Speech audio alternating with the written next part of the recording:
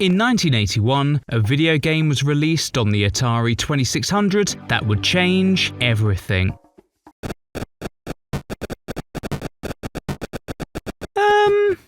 Is this the right clip? Blimey. It's not much to look at, but this, apparently, is one of the first ever association football video games.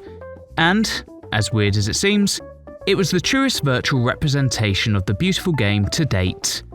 A green scrolling pitch, wee little blobs with legs for players, the ability to play in the famous 2-1-0 formation. I think Herbert Chapman came up with that one. But for all of its technical innovation, there was something else that set this game apart, which would change the way that sports games were marketed. Because this game was Pele's Soccer, the first ever video game named after an athlete.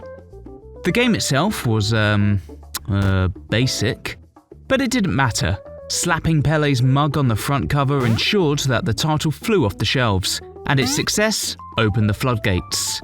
The 1980s saw an explosion of celebrity-endorsed sports games, as athletes and developers alike rushed to make a quick buck on the back of their fame. Before you knew it, there was Daley Thompson's Decathlon, Mike Tyson's Punch-Out, Magic Johnson's Fast Break, Nigel Mansell's World Championship Racing, Earl Weaver Baseball, Lee Carvalho's Putting Challenge, E.T.'s Rugby League. Sorry, E.T. Oh, a different one. But no sport embraced the celebrity video game tie-in more than football. Back then, everyone fell for it. And don't lie, you would have too. After all, why settle for international soccer when you can have Emlyn Hughes' international soccer? Or better yet, Peter Beardsley's international football? It felt for a while like every player had one. But then, around the mid-2000s, it all just kind of stopped. No Jermaine Defoe international football, no Peter Crouch Soccer Challenge, not even a Tony Pulis management sim. Just what caused the golden era of football cash-ins to die out. Well, I'm about to tell you. Before the release of Pele's Soccer on the Atari 2600, most sports games had no-nonsense titles. Soccer, golf, boxing, auto racing, NFL football, baseball, Major League Baseball. Nobody had thought to put a real athlete's name on a game. That was until, if you were to believe the game's instruction manual, Pele himself came up with the idea. Pele himself tested Pele's championship soccer. What a gig, it beat me again! Yeah, cheers Pele, I'm sure it had nothing to do with the big bag of cash the publishers just handed to you. The marketing machine went into overdrive. Ads featuring Pele and people who definitely were not Pele started popping up everywhere. Look who's here. Yes? Trevor Brooking! Who? Pele's Soccer was a hit, and it proved that parents would buy any old shit if a sports legend endorsed it. Publishers realised they didn't need a great football game, they just needed a great football name, and the definition of great would be tested sometimes. By the mid-80s, home computers like the ZX Spectrum and Commodore 64 were becoming increasingly common, and British footballers, never ones to miss an opportunity for some extra income, started appearing on video game covers with alarming regularity. After Pele came Gary Lineker's Superstar Soccer, which does actually look somewhat like football if you squint. The game even got a sequel, Gary Lineker's Hot Shot, which ripped up the previous format and instead showed you what football would look like if you were a seagull. Not that kind of seagull. Or that one. In Peter Shilton's Handball Maradona, you got to play exclusively as everyone's favourite position, the goalkeeper. And from what I could tell, it didn't include Maradona or handballs at all. Then there was the aforementioned Peter Beardsley International Football, which took the bold step of making all the players look constipated. Emlyn Hughes' International Soccer, which was actually half decent until you realised that the crowd may or may not be possessed by Satan.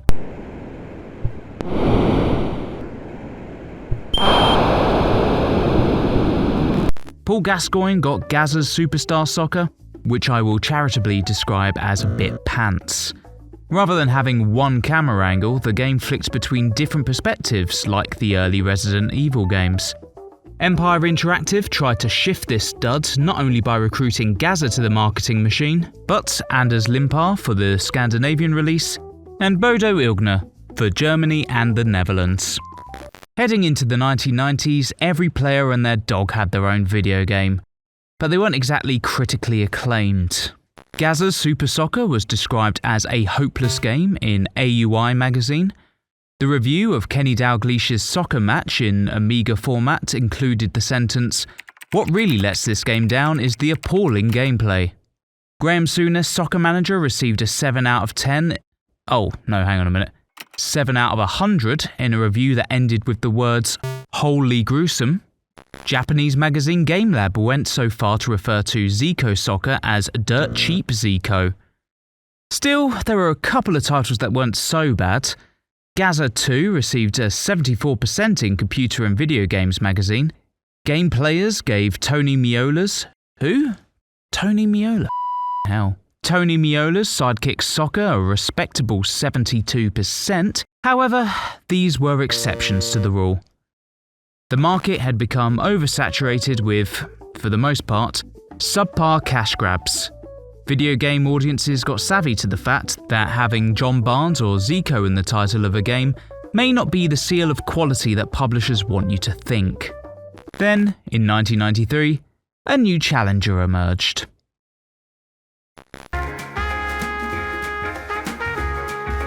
In December 1993, FIFA International Soccer hit shelves in North America and Europe and became an instant hit, selling more than 500,000 copies in its first month on sale in the UK alone.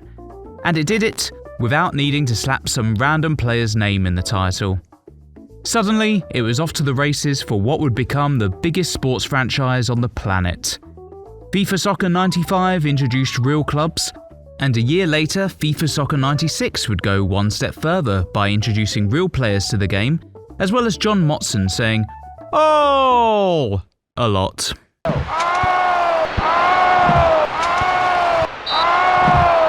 That was a bit optimistic. Yeah, thanks, Motti. By the late 90s, FIFA, International Superstar Soccer, and to a lesser extent, Actua Soccer, had become the association football games for those looking for a more immersive experience.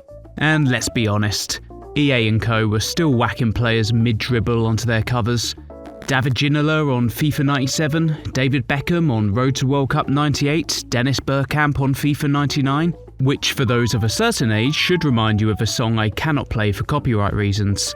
Alan Shearer was plastered on the front of Actua Soccer 2 and 3, Andreas Kupka and Paul Ince on ISS 98. The difference from before being that these titles were becoming household names themselves, and were generally great games, with each release enhancing their respective reputations.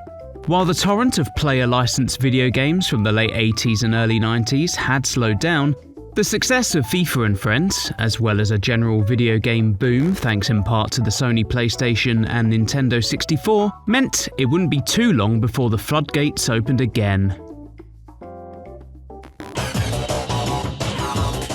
Welcome to Michael Owen's World League Soccer 99.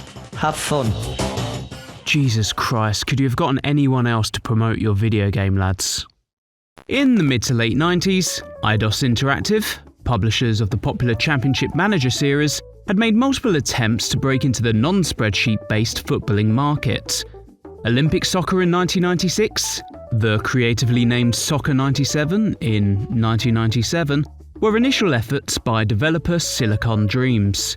But it would be their third attempt, World League Soccer 98, released in May 1998, that would receive acclaim from reviewers. Keen to capitalise on this relative success, developers got working on a sequel set for release just 6 months later, and went searching for the biggest, most charismatic name in world football to be their cover star. Unfortunately, Davor Suker wasn't available, so instead they recruited a teenager who had just scored at the World Cup. On November 15th, 1998, Michael Owen's WLS 99 was released, just in time for Mum to buy you for Christmas. While on first glance it may look just like the previous version of WLS with a facelift, there was actually one piece of innovation from Michael Owen's Woolus. Whereas previous football games had their cover stars either smiling, mid-action, or whatever Gary Lineker was doing here, Michael Owen looked serious, brooding, almost menacing. If Eidos hadn't gotten him to open his mouth, you might have said he had aura. Congratulations, you are now the World League champion. While WLS wasn't exactly great, it did seem to kickstart the market. Suddenly, there were dozens of new football games released, each with their own creatively directed star on the front of the box. David Beckham had the look of someone you just walked in on mid-shit. Alex Ferguson looked like he had just watched a mildly amusing episode of You've Been Framed. There was the ethereal version of Zinedine Zidane staring down on the very real version of Zinedine Zidane, Giroud looking for a fight, a nonchalant Marcel Desailly, and Michael Owen at it again after being told no, he can't stay up and watch the Royal Rumble. Truth be told, the commercialisation of the modern game had made football sexy. Again. Footballers had gone from flogging Weetabix, pizza and crisps to aftershave, underwear and, crisps. Video games were cool, football was cool, there was money to be made, and publishers were going to milk the footballing cash cow for everything it had. The early 2000s saw a second explosion in video games named after players, managers, and retired players/managers that would later become a meme. Why are there two David O'Leary games that came out in the same year for Game Boy Color? It wasn't just the players either that were keen to get in on the action. Soon it would be clubs, competitions, clothing brands, and even entire football associations that were getting their own games. There was Three Lions, the official England team game, England International Football, LMA Manager, FA Manager, FA Premier League Stars, a licensed Premier League game developed by EA Sports and released 3 months earlier than FIFA 2000, also by EA Sports. The UEFA Champions League games, the UEFA Euro games, UEFA Challenge, UEFA Striker, UEFA Dreams Soccer, ESPN MLS Extra Time 2002, 4 Adidas games, 2 Puma games, at least 2 Real Madrid games, and a billion other club football games. Trying to keep track of which franchise had which license became a full-time worry for a lot of teenagers by the mid-2000s. Do you really need to save up for EA Sports' Champions League 04-05 if you just bought EA Sports' FIFA 05 a few months earlier? Was there much point of buying FIFA World Cup Germany 2006 if you already owned FIFA 06 Road to the World Cup? And we haven't even mentioned the likes of This Is Football or Premier Manager. Now, people go out and buy FIFA or Football Manager each year despite the games barely changing, often get a lot of stick. Okay, Football Manager being a bad example this year. But I remember a time when it wouldn't be weird for people to buy 2 or 3 different football games a year. Growing up, a friend of mine down the road seemed to have a new one every few months. And these games were usually full-price releases. They weren't cheap. As the noughties rolled on, the football video game market had become a convoluted mess. It was only a matter of time before it crumpled in on itself. With a credit-related crunch on the horizon, video gamers became more savvy with their football-related purchases, opting for titles that had brand recognition, as well as a half-decent match engine. FIFA, and now the rebranded Pro Evolution Soccer series, had crafted their flagship titles over years, and were the established leaders of the market. Spending 40 to 50 quid each September on a game you knew would keep you busy the whole year didn't seem like such a bad deal, and anything else you'd only consider picking up if it was in the bargain bin. To further compound things for publishers, video game production had gotten more expensive over the years. To create something with the level of depth and polish that consumers expected wasn't cheap. Knocking out a football video game not titled FIFA, Pro Evolution, or Football Manager on the management side of things just wasn't profitable anymore, even without taking into account the cost of a lucrative marketing or licensing partnership. There's also the matter of the athletes themselves. Top players, and their agents, became shrewder. Rather than signing their name to an all-new game that might flop, they often preferred to be on the cover of an already established franchise. By the late 2000s, being the cover star of FIFA became a coveted gig. Why would, say, Wayne Rooney need Wayne's World Soccer 2010 when he could just be on the front of FIFA 10? By the turn of the decade, the football video game market had consolidated around FIFA, Pro Evo, and the occasional World Cup game. The era of player-named video games was binned.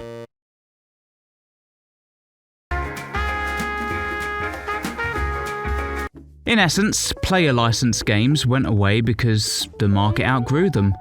Gamers became more discerning. They wanted either a deep simulation or a really fun experience, ideally both. Simply having a celebrity name was no guarantee of either, and with video game reviews going digital, it was never easier to spot a dud. It could be argued that these games can be categorized into two distinct eras. The first era felt like a time where footballers and developers alike were trying to figure it out as they went along, throwing anything at the proverbial wall and seeing what stuck. The second was an era where publishers and players were trying to build their own brands against the already well-established names of FIFA and co. And this was kind of reflected in other sports as well. Across the board, sports games were tidying themselves up, cutting away all the edges that gave them something. The same thing happened in basketball, baseball, golf, cricket, motor racing. There used to be all sorts of sports personality games, but now everything has gone corporate. Partly down to money, partly down to brand identity. Which ultimately leads back to money, I guess. NBA 2K became the default for basketball, the NHL games for ice hockey, F1 for F1. Even well-established titles like Tony Hawk's or Tiger Woods have fallen off the map. Madden is basically the last one left at this point. Don't get me wrong, I do like these games. They're all very well crafted, immersive experiences. But it does feel like we've lost something along the way. There was a lot of joy to be found in some of these player-endorsed video games. During my research for this video, I genuinely had a lot of fun playing Ronaldo v Football, and even got a little into David O'Leary's Manager 2000. Jesus Christ, why is he so f***ing slow? Cock. You prick. Oh, f*** off, ref. Oh, eat you little pixelated little. How the f***?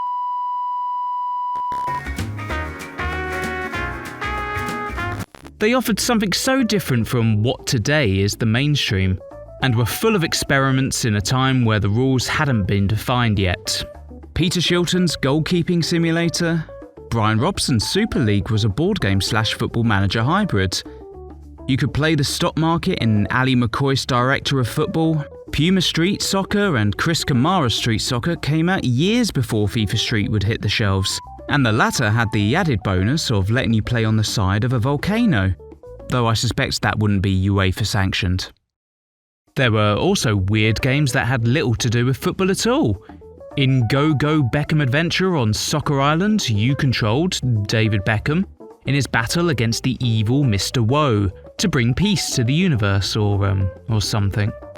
Foot 2 Rue Nicolas Anelka was, French. It was an exciting time. As a video game and football fan, it was fun having more than one football game each year to look forward to, even if you did just default back to FIFA or Pro Evo after a couple of weeks. Today, football games have never looked better, but never felt more predictable.